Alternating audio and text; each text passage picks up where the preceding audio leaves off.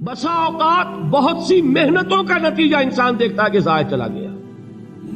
میں نے 10 سال محنت کی، حاصل کوئی نہیں نکلا. یہ ثمرات کیا ہیں؟ محنتوں کے ثمرات کا ضیاع. کوشش آپ نے کی، قسمت کی خوبی دیکھی ہے، ٹوٹی کہاں کمن، 2-4 ہاتھ جب کے لبے بام رہ گئے. Be prepared. ایک شاعر کے یہ اشعار ہیں، وہ کمیونسٹ تھا، میں نام بھی نہیں لیتا، لیکن یہ کہ یہ اسی انقلابی، چونکہ ان کا بھی ایک انقلابی نظریہ ہے، انقلابی عمل میں یہ سارے مراحل آتے ہیں. کوئی سیٹ بیک آیا، فرض کیجئے کوئی ناکامی ہو گئی، تو اپنے ساتھیوں کو دل بندھانے کے لیے یہ فصل امیدوں کی ہمدم اس بار بھی غارت جائے گی، سب محنت صبحوں شاموں کی اب کے بھی اکارت جائے گی. میرے نبی کے ثمرات کا جو لفظ یہاں آیا ہے، وَنَقْصٍ مِّنَ الْأَمْوَالِ وَالْأَنفُسِ وَالثَّمَرَاتِ، سب محنت صبحوں شاموں کی اب کے بھی اکارت جائے گی. دھرتی کے کونوں کھدروں میں پھر اپنے لہو کی کھاد بھرو، پھر مٹی سینچو اشکوں سے، پھر اگلی رت کی فکر کرو، پھر اگلی رت کی فکر کرو. جب پھر ایک بار اجڑنا ہے، ایک فصل پکی تو بھر پایا، تب تک تو یہی کچھ کرنا ہے. ایک مقصد ہے سامنے، انقلاب برپا کرنا ہے. ایک کوشش ناکام ہو جائے کوئی پرواہ نہیں، نیکسٹ. پھر تیار رہو ناکامی کے لیے. ایسا نہ ہو جو انگریزی میں کہتے ہیں hope for the best but be prepared for the worst. ایسا نہ ہو کہ دوسری مرتبہ ناکام ہو کے بددل ہو جاؤ، تمہاری ہمتیں جواب دے جائیں. نہیں، پہلے سے تیار رہو کہ دوسری مرتبہ بھی ناکامی آئے تو آئے، لیکن جب تک کہ کامیابی حاصل نہیں ہوتی ہمیں یہ کام کیے چلے جائیں. دیکھیے سیرت میں آیا کہ نہیں یہ واقعہ. بدر میں مسلمانوں کو فتح ہوئی تو احد میں زک پہنچی کہ نہیں؟ 70 صحابہ شہید ہوئے کہ نہیں؟ اگر ان کی ہمتیں جواب دے جاتی تو گاڑی کیسے چلتی آگے؟ تو فرمایا وَلَنَبْلُوَنَّكُمْ بِشَيْءٍ مِّنَ الْخَوْفِ وَالْجُوعِ وَنَقْصٍ مِّنَ الْأَمْوَالِ وَالْأَنفُسِ وَالثَّمَرَاتِ. ہم تمہیں لازماً آزمائیں گے، خوف کی کیفیت سے، فقر و فاقے کی کیفیت سے، بھوک سے، جان کے نقصان سے، مال کے نقصان سے، محنتوں کے حاصل کے ضائع ہو جانے سے. وَبَشِّرِ الصَّابِرِينَ، اور اے نبی بشارت دیجئے صبر کرنے والوں کو. الَّذِينَ إِذَا أَصَابَتْهُمْ مُصِيبَةٌ، وہ کہ جب ان پر کوئی تکلیف آئے، کوئی مصیبت آئے، کوئی آزمائش آئے، قالوا انا للہ وانا الیہ راجعون، وہ یہ کہیں کہ ہم اللہ ہی کے ہیں، اللہ ہی کی طرف لوٹ جانا ہے. یہ وہی انداز ہے جو میں نے فارسی کا شعر سنایا تھا آپ کو کہ سرے تسلیم خم ہے جو مزاج یار میں آئے. وہ ہمارا مولا ہے، ہمارا آقا ہے. اگر اسے یہی منظور ہے تو ہمیں بھی یہی منظور ہے. میں نے تسلیم و رضا کی بات کی تھی نا، آپ کو کچھ شعر سنائے تھے. ایک شعر اور سنیے، اور یہ کس کا ہے؟ محمد علی جوہر کا. ایک مرتبہ جیل گئے، ان کی ایک بیٹی جوان بیمار ہوئی، فوت ہو گئی. باہر چھوڑا انگریز نے، جاؤ بھائی دفن کر دو بیٹی کو. دوسری مرتبہ جیل گئے، دوسری جوان بیٹی اسی مرض میں مبتلا ہوئی. اب یہ جیل میں ہے، خبر پہنچی کہ دوسری بیٹی کے اوپر بھی اسی مرض کا حملہ ہوا ہے. ایک نظم لکھی ہے جس کا آخری شعر یہ ہے، تیری صحت ہمیں منظور ہے لیکن اس کو نہیں منظور تو پھر ہم کو بھی منظور نہیں. یہ ہے، جب تک یہ کیفیت نہ ہو اس میدان میں آدمی ثابت قدم نہیں رہ سکتا کہ میرے رب کو اگر یہ منظور ہے تو یہی مجھے منظور ہے، اور تیری صحت ہمیں چاہیے تو ضرور، لیکن ہمارے رب کو منظور نہیں تو ہمیں بھی منظور. راضی برضائے رب. وَبَشِّرِ الصَّابِرِينَ الَّذِينَ إِذَا أَصَابَتْهُمْ مُصِيبَةٌ قَالُوا إِنَّا لِلَّهِ وَإِنَّا إِلَيْهِ رَاجِعُونَ. نہ شود نصیب دشمن کے شود ہلاک تیغت، سر دوستہ سلامت کے تو خنجر آزمائے. اولئک علیہم صلوات من ربہم ورحمہ، یہی ہے وہ لوگ جن پر ان کے رب کی طرف سے عنایتیں ہیں اور رحمتیں ہیں. وَأُولَٰئِكَ هُمُ الْمُهْتَدُونَ، اور یہی ہے وہ لوگ جو کامیاب ہونے والے ہیں، ہدایت پانے والے، ہدایت یافتہ. اسی سورہ بقرہ میں ذرا آگے چل کر، یہ تو ہے 20واں رکوع، 19واں رکوع.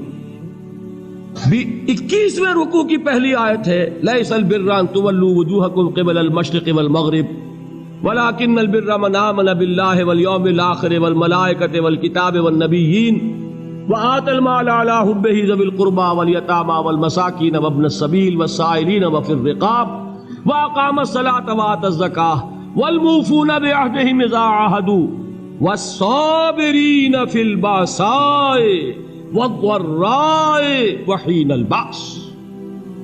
اب یہ آیت جو ہے سورۃ العصر میں جو مضامین آئے تھے سارے اس میں موجود ہیں.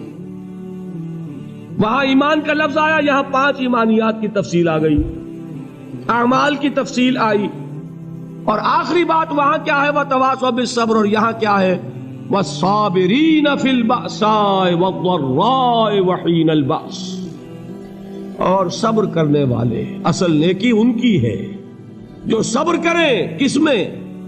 جنگ کے وقت. ذرائے باسائے، باسا کہتے ہیں فقر اور فاقہ. واحد آئے گا باس تو اس کے معنی جنگ، اور باسا جمع میں آئے گا تو فاقہ فقر بھوک. اور ذرائے جسمانی تکلیف، ضرر جسمانی تکلیفوں میں صبر کرنے والے، فقر اور فاقے میں صبر کرنے والے، اور جنگ کے وقت صبر کرنے والے.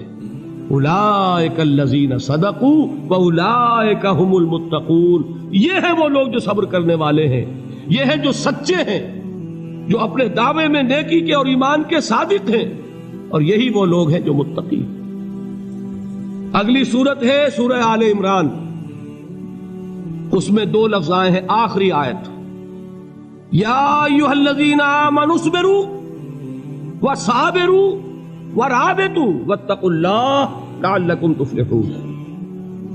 دیکھیے یہاں صبر اور صابر جو تعلق جہد اور جہاد کا ہے وہی ہے صبر اور مصابرت. صبر ایک طرفہ عمل ہے، آپ جھیل رہے ہیں، برداشت کر رہے ہیں. صبر علی المعصیہ، صبر علی الطاعہ، صبر علی الابتلاء، یہ سب کیا ہے؟ صبر. اور مصابرت کیا ہے؟ صبر کا صبر سے مقابلہ. یہ سورہ آل عمران اب وقت نہیں ہے، میں آپ کو سناتا اللہ تعالیٰ نے کیسے کیسے مسلمانوں سے کہا. مسلمانوں تمہیں زک پہنچی ہے تو انہیں بھی تو پہنچی تھی. ان کے 70 نہیں مارے گئے تھے بدر میں؟ ان کے حوصلے جو ہیں وہ تو پست نہیں ہوئے، وہ اگلے سال آ گئے تم پر چڑھائی کر کے. تم کیوں اتنا برا مان رہے ہو؟ تمہارے دل اتنے زخمی کیوں ہو گئے؟ تمہیں تکلیف پہنچتی ہے تو انہیں بھی پہنچتی ہے. اپنی غیرت جو ہے ہمیں ذرا اس کا جائزہ لینا چاہیے.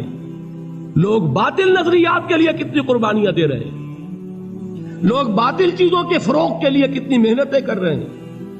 جیسا کہ میں نے ابھی کہا تھا، اسی غیرت کو چیلنج کرنے کے لیے، ذرا آپ کی حمیت دینی کو جوش دلانے کے لیے، قادیانی نوجوان کتنی تعداد میں اپنے آپ کو دین کے لیے وقف کرتا ہے، اور آپ کتنے نوجوان ہیں جو اپنے آپ کو دین کے لیے وقف کرتے ہیں،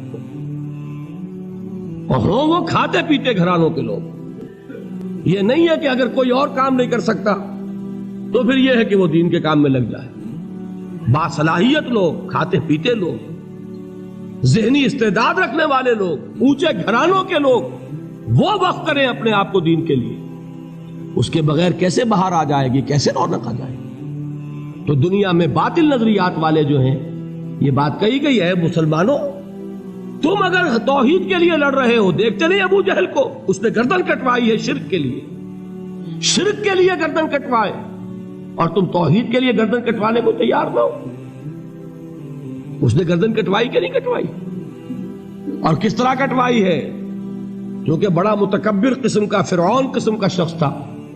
جب گردن کاٹنے لگے تو کہتا ہے ذرا نیچے سے کاٹنا، تاکہ جب تم نیزے کے اوپر چڑھاؤ میرے سر کو تو اونچا نظر آئے، معلوم ہو سردار کا سر.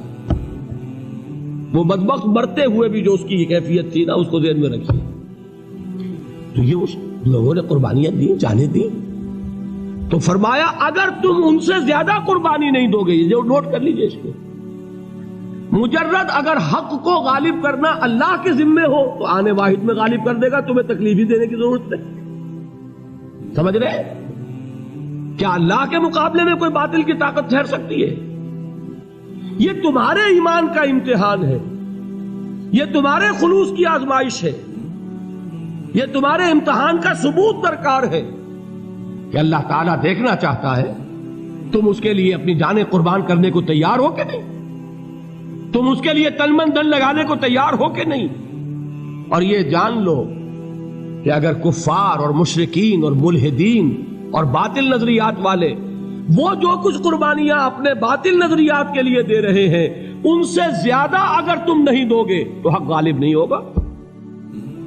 انہوں نے جو صبر کیا ہے اپنے باطل نظریات پر، اگر تم اس سے زیادہ صبر کا ثبوت نہیں دو گے اپنے اس حق پر تو حق غالب نہیں ہوگا۔ اس لیے فرمایا یا ایھا الذین آمنوا اصبروا وصابروا، نہ صرف یہ کہ صبر کرو بلکہ صبر میں اپنے دشمنوں سے آگے نکلو، ان کے صبر سے بڑھ کر صبر کرو۔